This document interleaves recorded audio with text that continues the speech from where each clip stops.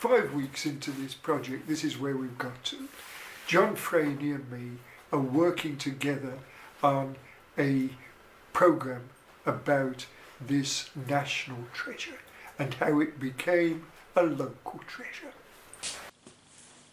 So, we are 5 weeks into making the pontefract helmet, which is based on the Sutton Hoo helmet.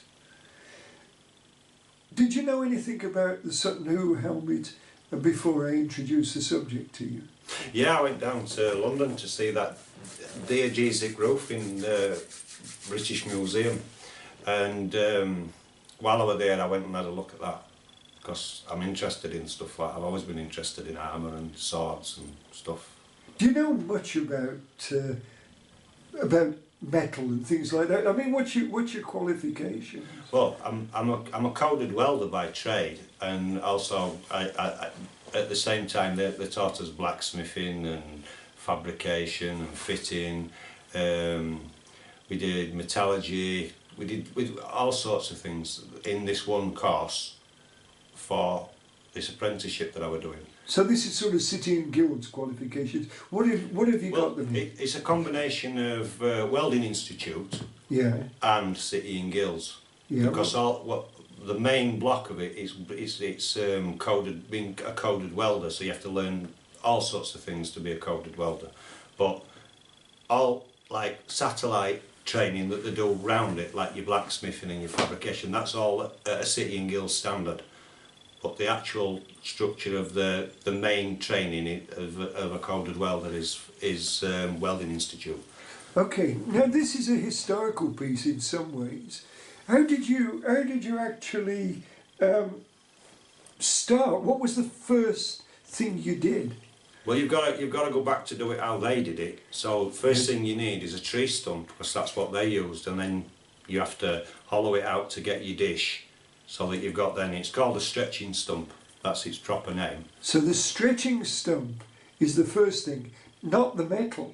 Oh yeah, that's definitely your first thing you need. Okay, so how can you buy the metal online, or how do you get metal? Yeah, I have a contract with steel stockists in Keighley, so I just ordered my sheet steel from them.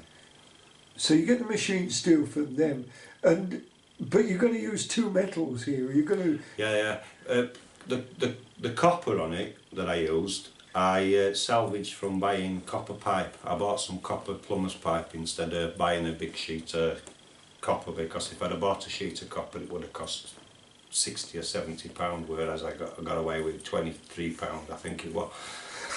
How big was the pipe that you bought? I got some 28mm and it was 3 metres long, and that's, from that you can anneal it and stretch it out, and then you've got your material to work with.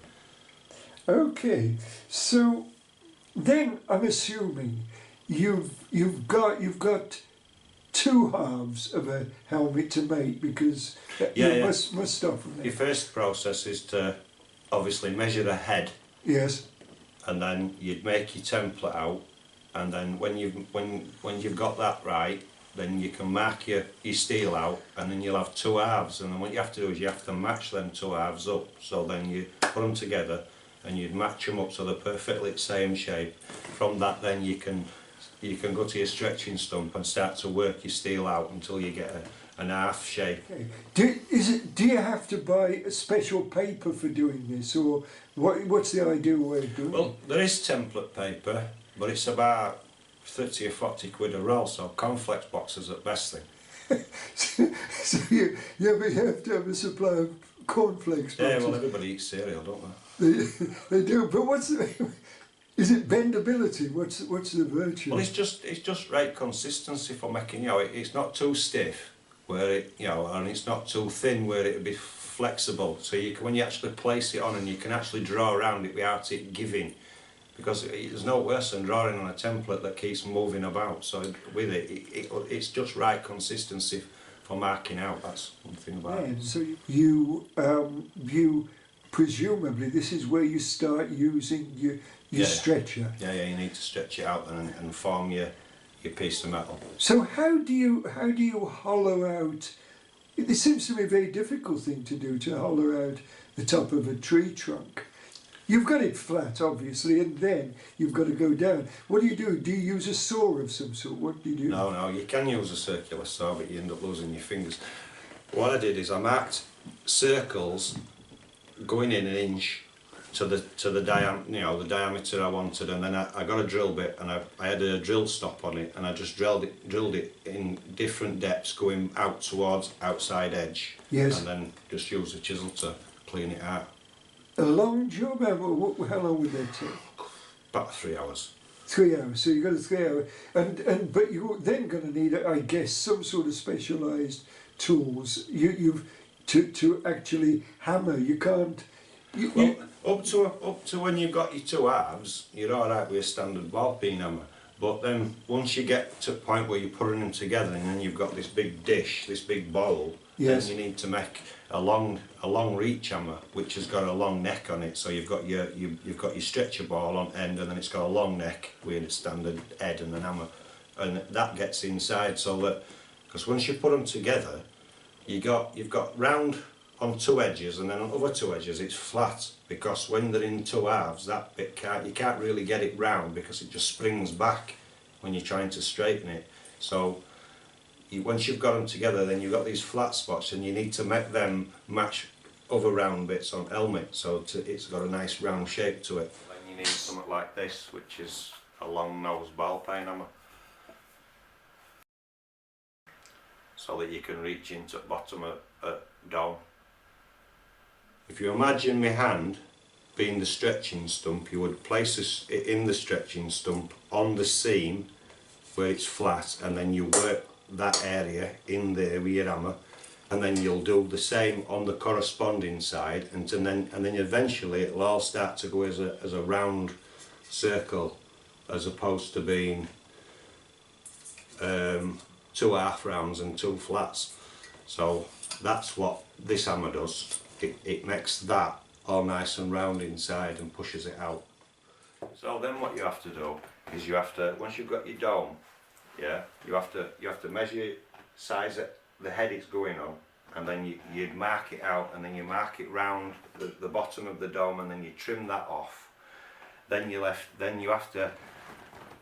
to shape your mask. So you cut your mask out, and you place it roughly where it needs to be, and put a couple of tacks on it, and then you have to pack it out, and then place it on your head and get the eye line right. So once you've got that done, then you can remove it, and then you fix it in, and then you can start thinking about your furniture that's going on it. So these pieces, which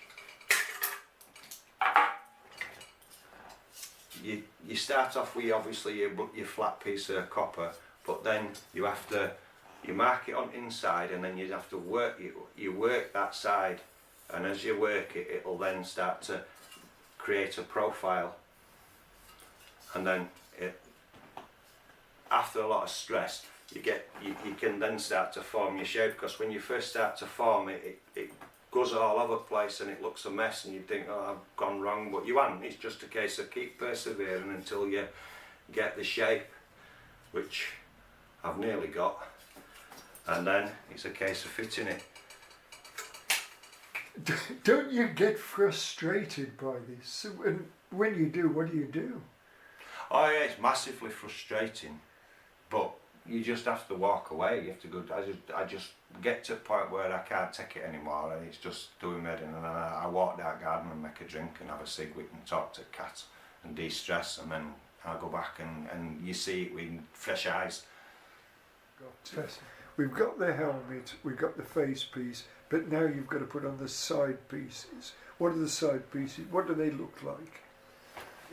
Will they be attached by metal, or will they be attached by leather or something like that? Yeah, they'll have leather straps on them. That's how they attached them, with pieces of leather, so that they had movement in them. Because when they fasten that, it fastens. Yes. Tough like that. Yes. Okay. So they have to have movement in them, and the back needs to flex a little bit when you're moving your head. So yes. They put them on leather straps. And it would also be engraved, because we know that there was an engraving on the Sutton Hoo helmet. So how are you going to engrave the pieces? I'll acid etch it all. For the back pieces and the side pieces, I'm etching them with acid. And what does that mean, essentially? It's ferric chloride that you use for etching, and you use a resist and you put your pattern on. And So- then when you put your pattern on, then you dip your metal in your acid. Where it's not painted, it'll eat that away, and where it's painted, it leaves the metal as it should be. Did they have acid? They certainly had salt water, which you can use for etching. Can you? Yeah, warm salt water you can use for it, especially sea salt water. It's corrosive. And of course Sutton, who is by the sea, so that'll be no problem. Yeah. So you're etching with that. And where did you get the designs for your etchings?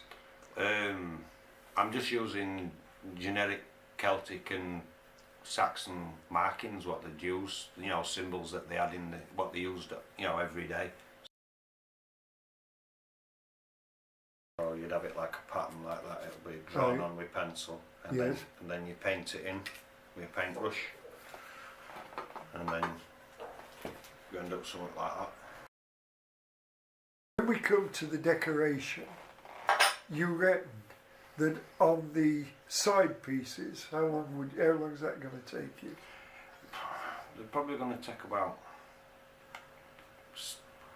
6 hours or 8 hours to paint, and then there'll be etching process, that'll be another 7 hours plus cleaning it up and there, so another 8 hours. So you're going to have something like 18 hours on two side plates. Yeah. And you'll have something similar or a longer period on the back. Well, it's took me 9 hours to paint it, and it'll take 7 hours to etch it, and then probably about 3/4 of an hour to clean it up. I mean, it's very hard to know how many hours that you've taken on this helmet, but it's a vast amount. Oh yeah, it takes a lot of time. There's a lot.